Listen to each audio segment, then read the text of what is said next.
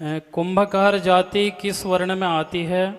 हमें माँ भगवती से संकेत मिला है कि प्रजापति कुंभकार ब्राह्मण वर्ण में आते हैं। नहीं, ऐसा नहीं है।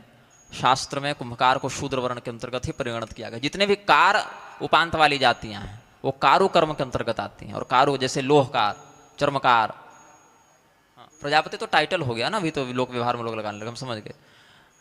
तो कुंभकार या ताम्रकार, लौहकार, लक्षकार, स्वर्णकार या जो ये हैं चर्मकार, ये जितने कार उपाधि वाली जातियां हैं, कारांत जिनके नाम के अगर लगता है, वो सब जो हैं शूद्र वर्ण के ही अंतर्गत परिगणित हैं, क्योंकि उनके कारू कर्म में अधिकार हैं। कारू कर्म मतलब शिल्प शास्त्र में उनका अधिकार है।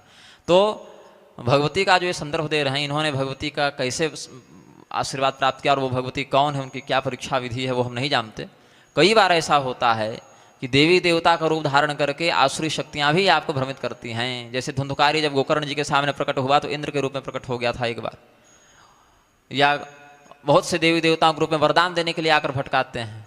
मेरी जानकारी में ही एक छत्तीसगढ़ में एक अग्रवाल परिवार के व्यक्ति थे, उनको एक ब्रह्म राक्षस ने कह दिया कि मैं शिव जी हूँ, और थोड़ी बहुत सिद्धियाँ भी दे दी और व्यापार खूब चमकाया, और बाद में जब अपना वसूलने लगा तब परेशान हो गए वो।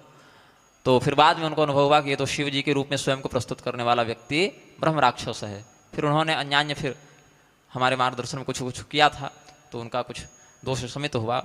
तो बात ऐसी है कि शास्त्रों में जिन बातों का स्पष्ट उल्लेख है और जो पूर्वाचार्य सम्मत भी है, उसमें कोई ऐसी शक्ति अगर आकर कहे भी तो हठात विश्वास नहीं कर लेना चाहिए, क्योंकि उससे स्पष्ट शास्त्राज्ञा का विरोध होता है।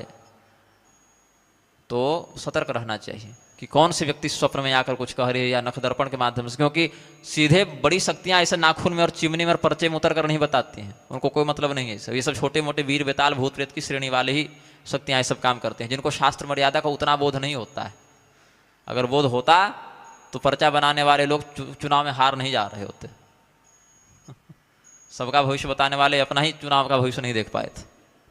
तो लौकिक परिणाम में यह जब असफलता है, तो शास्त्रीय रहस्य में शास्त्र के स्पष्ट वर्णित विषय को छोड़कर हम ऐसे किसी के भी कहे संकेत को हम कैसे मान लें कि वह वही शक्ति बोल रही है? उस शक्ति के नाम का प्रयोग करने वाला जो तत्व है वह कौन है? जलंधर गया था ना शिव जी का रूप धारण करके देवी पार्वती को सम्मोहित करने, तो शिव जी का रूप बना के पार्वती जी के पास पहुंच गया। तो किस स्तर तक माया भी अपना काम करते हैं। राम जी का कटा मस्तक ले जाकर सीता जी के सामने रावण ने रख दिया, माया की सीता बनाकर मेघनाद ने आधा टुकड़ा कर दिया युद्ध में राम जी को व्यथित करने के लिए।